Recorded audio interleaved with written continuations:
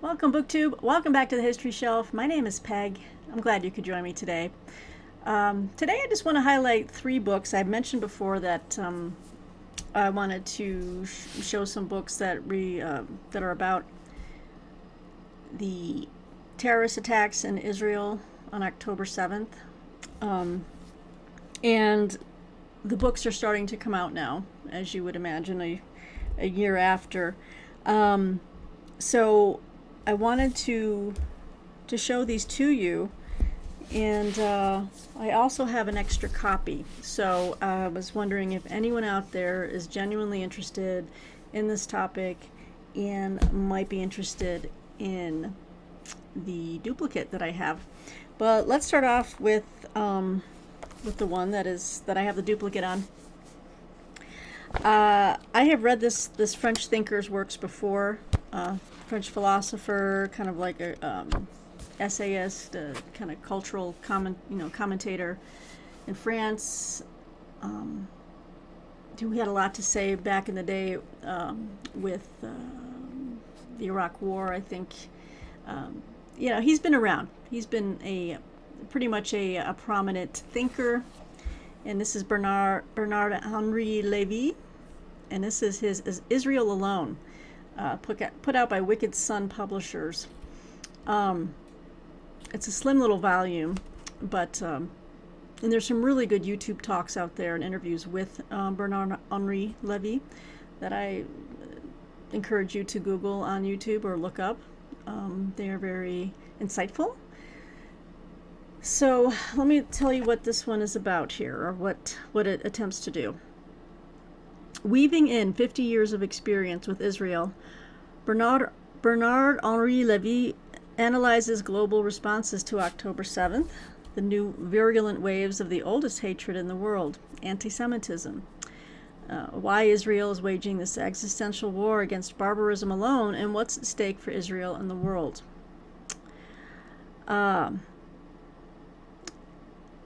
Bernard Henri Lévy's Israel Alone is a passionate and outraged cri de coeur about the loneliness of Israel and the tragedy of October 7th, starting with Lévy's eyewitness account the day after the pogroms.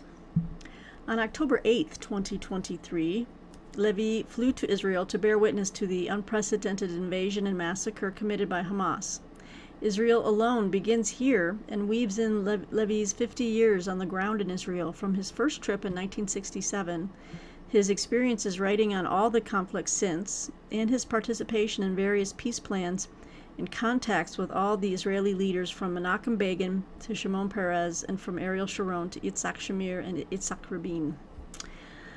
From his unique philosophical and humanist perspective, Lévy analyzes the ultimate evil unleashed on Israel on October 7th and delves into how the Islamic Republic of Iran, Russia, radical Islamist groups, Turkey, and China have played roles and profited from this tragedy.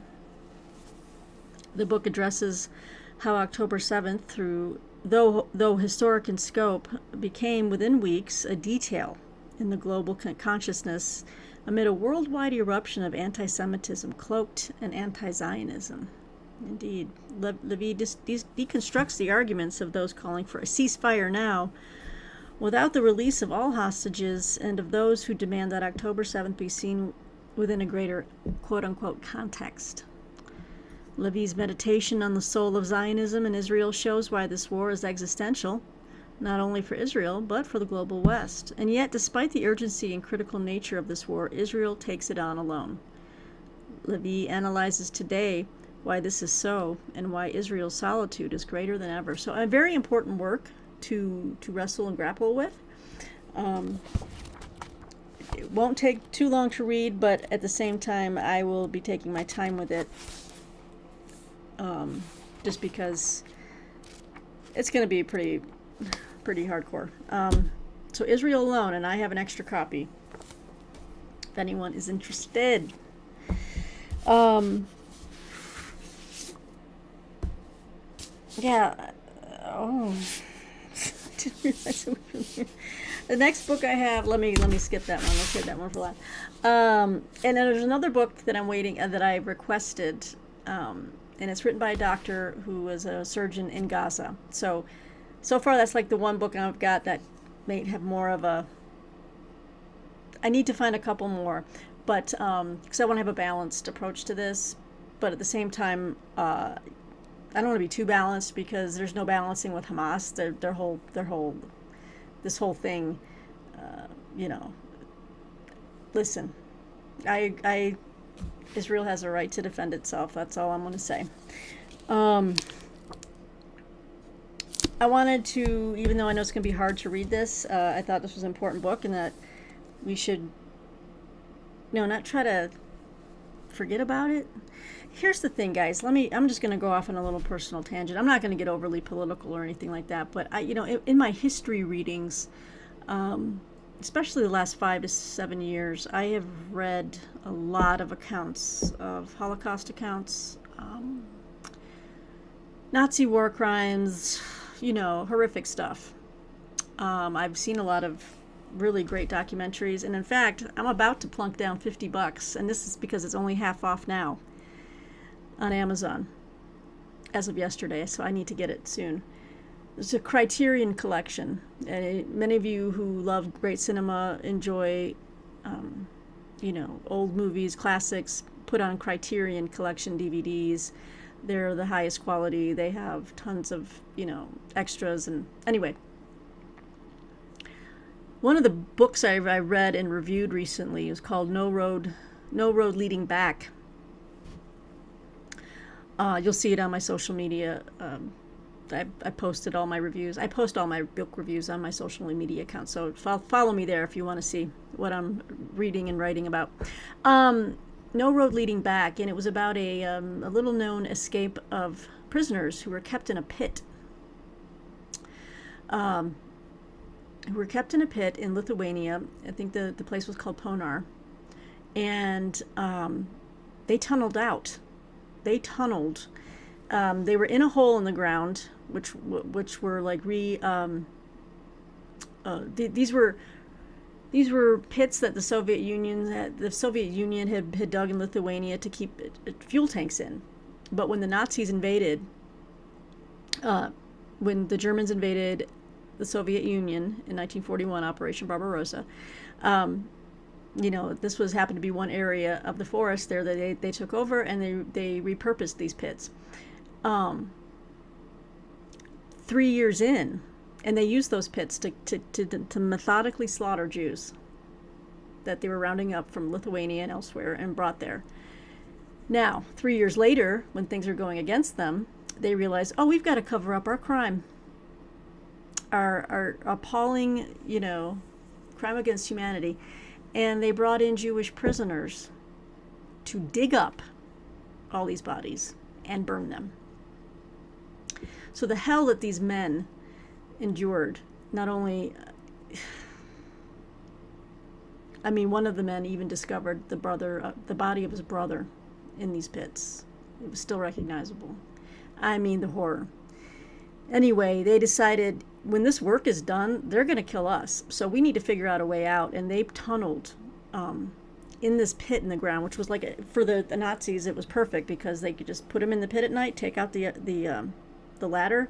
They had no way to get out. Well, they had no strength. They were psychologically and physically shattered, ill. They still used spoons, their hands, and they dug a tunnel underground to at least come out on the other side of the barbed wire fence around these pits. And then a bunch of them were able to run away. Some were shot in escaping.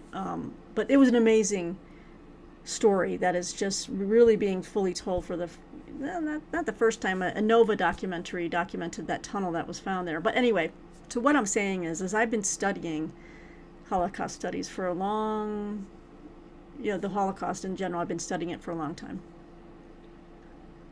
And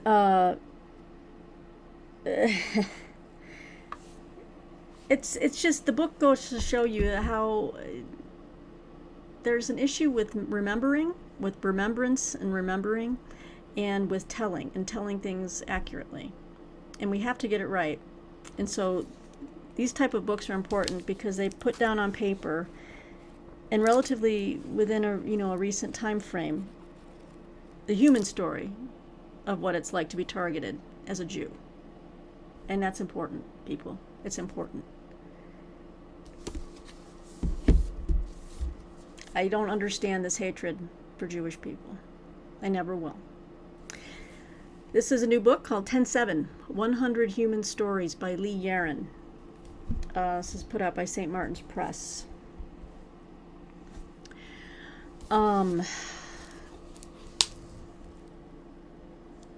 So this is going to be hard reading, but it's necessary. On October 7th, 2023, the Sabbath and the final day of the holiday of Sukkot, Hamas launched an unprecedented assault on the people of Israel. Crashing through the border, attacking from the seas and air, militants indiscriminately massacred civilians in what became one of the worst terrorist attacks in modern history and the most lethal day for the Jewish people since the Holocaust. A radically passionate work of investigative journalism and political critique by acclaimed Haaretz reporter Lee Yaron, 10-7 chronicles the massacre that ignited a war through the stories of more than 100 civilians. These stories are the products of extensive interviews with survivors, the bereaved, and first-person responders in Israel and beyond. The victims run the gamut from left-wing kibbutzniks and Burning Man-esque partiers to radical right-wingers, from Bedouins and Palestinians to Thai and Nepalese guest workers, peace activists, elderly Holocaust survivors, refugees from Ukraine and Russia, pregnant women, and babies. At a time when people are seeking a deeper understanding of the history of the Israeli-Palestinian conflict and how internal political turmoil in Israel has affected it, they predominantly encounter perspectives from the powerful, such as politicians and military officers. Yaron takes a fresh approach, offering answers through the stories of everyday people, those who live tenuously on the border with Gaza. 10-7 shows that ultimately the tragedy is much greater than the violence of the attacks. It extends back through the entire Netanyahu era, which propagated a false image of Israel as a technologically advanced, militarily formidable powerhouse so essential to the region that it could continue to ignore and undermine Palestinian statehood indefinitely. Interesting. So actually this sounds like this will be a balanced book, because she is kind of holding Netanyahu's government to task. So there's that. But I think the stories themselves are going to be just blood-curdling and horrible, and we'll see. We will see. But 10-7, 100 Human Stories by Lee Yaron is out right now, and there's our author. So I'm looking forward, as much as you can look forward to reading that, but to, just to have that, knowledge. And then another book that came out very recently. This is from it's an imprint of HarperCollins Publishers. This is Black Saturday, an unfiltered account of the October 7th attack on Israel and the war in Gaza by Trey Yingst. Brand new book. I didn't know they had an imprint, but apparently it's Fox News Books. Oh my God. But anyway, I wanted to read all the accounts that are coming out. So it's kind of, I've made it my mission to try to, whatever new book is coming out on October 7th, I want to get my hands on it. And so the goal is by depending on how many things they publish on this topic in the next year, I want to just be able to say I read all of them. And here's my take on them. All right, so this is from the perspective of an American journalist who's there. Unfiltered account. Here we go. Obviously, October 7th. Fox News chief foreign correspondent Trey Yingst was one of the first reporters to rush to the Gaza border as Hamas launched a vicious attack on Israel.